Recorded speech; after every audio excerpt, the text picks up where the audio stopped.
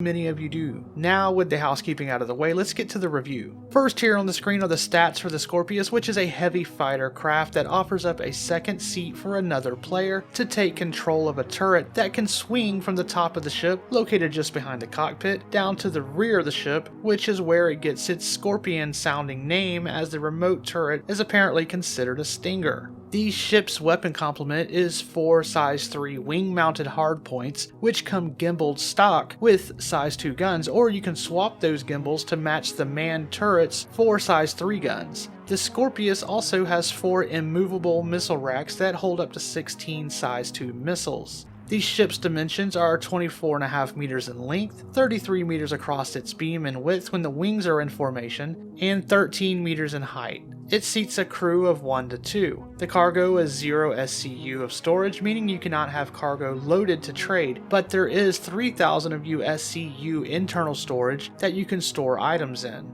The max combat speed is 218 meters per second, with out of combat SCM speed being 1,250 meters per second. The ship claim time from the ASOP terminal is 10 minutes and 7 seconds. Its other ship components are 1 size 2 shields, 2 size 1 coolers, 2 size 1 power plants, and 1 size 1 quantum drive. It has 20 thrusters for thrust and maneuverability, with 2 size 1 hydrogen fuel tanks and 1 size 1 quantum fuel tank.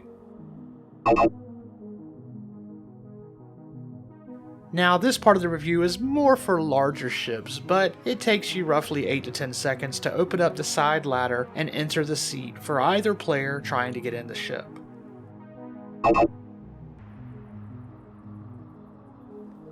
The Scorpius has no living accommodations as it's just a 2-seater fighter ship, but it does have compartments on the underbelly of the ship, including spaces for the coolers, power plant, quantum drive, shield, life support, etc., and also personal storage where you can put some of your armor or weapons away, which makes this a ship you can use to get about to bunkers or outposts you might want to visit for some FPS combat.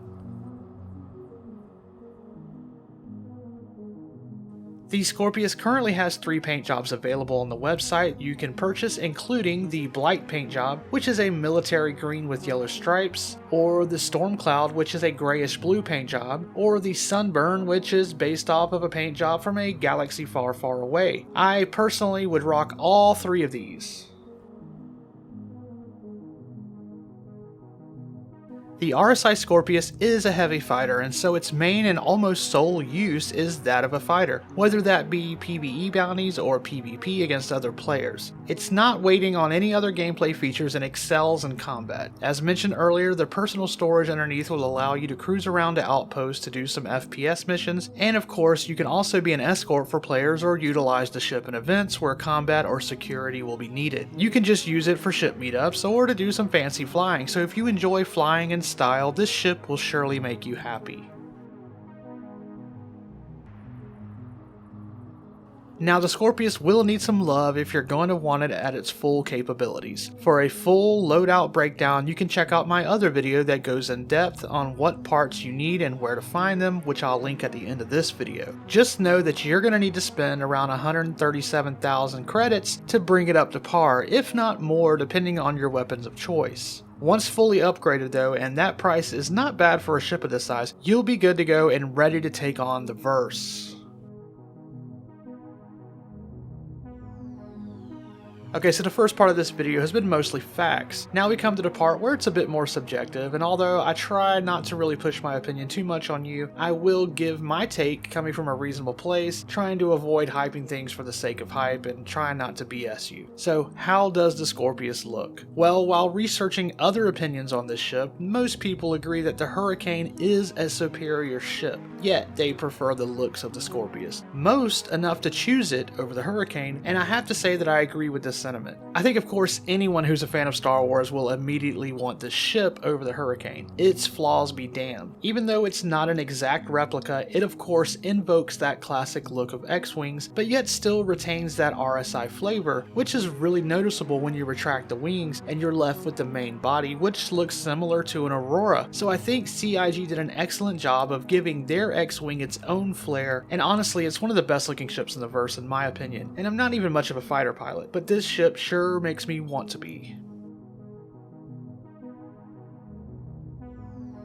Alright, so how does this Scorpius handle while flying? Now I think this ship was completely made to be fun to fly. While it's not as fast as say the Hurricane, which if you're wondering why I keep comparing these two, it's because they are the most alike in terms of their features and class. But this Scorpius has greater turning than the Hurricane and just feels stable. And even if it's not as fast, it still feels very quick. Again, you could not go wrong with this ship if you want something that is just fun to take out and fly low over planets or to try and go through asteroid fields. And there are ships that when I do bounties and asteroid fields, I actually try to lead them out of the clusters, but with the Scorpius, I found myself kind of wanting to stay around the asteroids, even if that meant a quick death from colliding into one.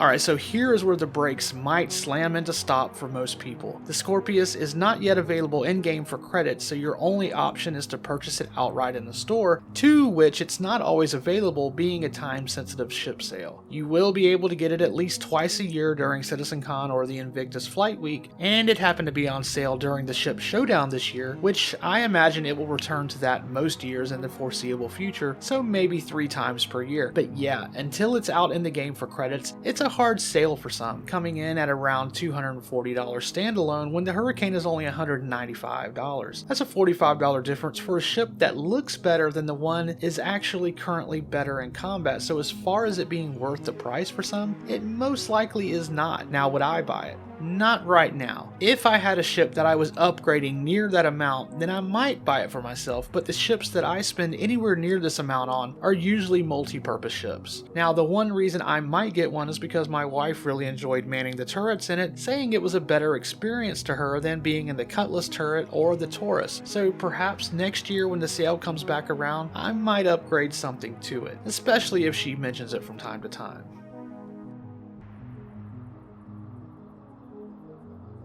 So for this ship, I do not really have any dream builds or variants that I would like to see this ship take on, but I do think the ship needs to have more MFDs because this seems like a terrible oversight, and the ship needs to be able to have panels to see the other ship's damage and your own, and also some of the other features. This is just inexcusable, I think. The only thing I would like are some different paint schemes, but since it already has 3 really good ones, it doesn't seem to be fair to demand another one. I could actually see a version where the top turret is replaced by a large size 7 cannon similar to the Crusader Ares ships, which could be interesting as some sort of mega cannon fighter to take on those capital class ships with some huge slow firing shots, or maybe something that can do some disruptor damage that could be maneuverable, or perhaps even an A2 killer to help bring down the ship that has caused 1,000 tears at Jumptown of late. I don't know, just spitballing here, but I would love a Poe Dameron black and orange color scheme. This ship, with the exception of the MFDs, is pretty flawless, and even the balance difference between this and the Hurricane seem fair, as each ship needs to have things or lack thereof over other ships to give good reasons to fly both.